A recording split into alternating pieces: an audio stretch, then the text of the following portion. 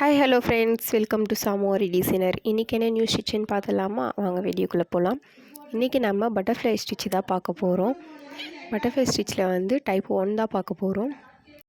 நீங்கள் ப்ரொஃபஷ்னலாக ஆரி ஒர்க் கற்றுக்கணுன்னு நினச்சிங்கன்னா நம்ம சேனலை மறக்காமல் ஃபாலோ பண்ணிக்கோங்க.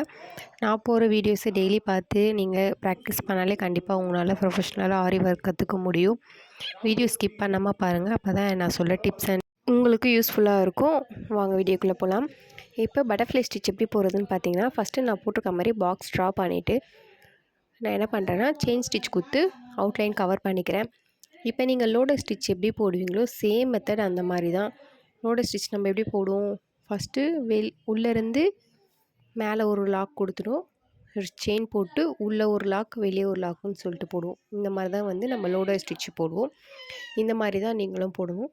ஸோ சில்க் த்ரெட்லேயே நீங்கள் வந்து ட்ரை பண்ணணும். ஜரி த்ரெட்டில் போடக்கூடாது. ஜரி த்ரெட்டில் போடலாம், ஜரி த்ரெட்டில் வந்து உங்களுக்கு ஈஸியாக வந்துடும். சில்க் த்ரெட்டில் வந்து போகிறதா கஷ்டமாக இருக்கும். அதனால் நீங்கள் எல்லா ஸ்டிச்சஸுமே நீங்கள் சில்க் த்ரெட்டில் போட்டு ப்ராக்டிஸ் பண்ணுறது உங்களுக்கு பெட்டராக இருக்கும்.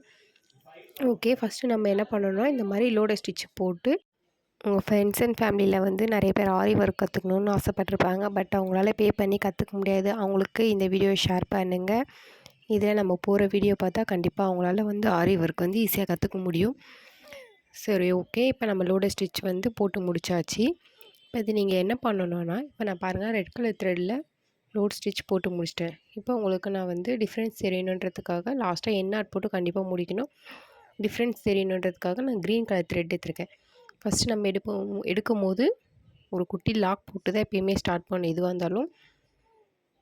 இப்போ பாருங்கள், நான் வந்து கொஞ்சம் த்ரெட்டை வந்து பிரிச்சுக்கிறேன். ஒரு கொஞ்சம் பார்ட்ஸாக நம்ம பிரிச்சுட்டு அங்கே ஒரு செயின் போடுறேன். செயின் போட்டு ரெண்டாவது அந்த பக்கத்தில் இருக்க த்ரெட்டை நீங்கள் தள்ளிட்டு ஒரு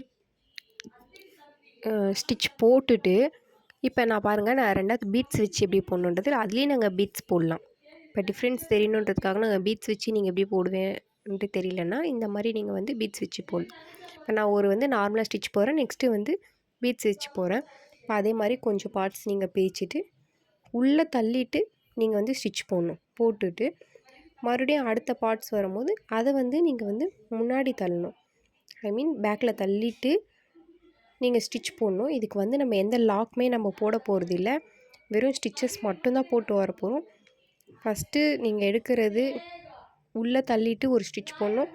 அடுத்த ஸ்டிச்சஸை முன்னாடி தள்ளிட்டு நீங்கள் அடுத்த ஸ்டிச் போடணும்.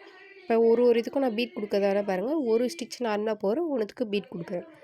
ஸோ இந்த மாதிரி தான் நீங்கள் ட்ரை பண்ணணும். இது பட்டர்ஃப்ளை ஸ்டிச்சில் டைப் 1 மெத்தடு. இந்த மாதிரி தான் நீங்கள் பண்ணணும். நீங்கள் அது லோடர் ஸ்டிச் போடும்போது வந்து ரொம்ப கிட்ட போட்டு டைட் பண்ணிட்டீங்கன்னா இந்த மாதிரி உங்களுக்கு வந்து பார்ட்ஸாக பிரிக்கிறது வந்து கஷ்டமாக இருக்கும்.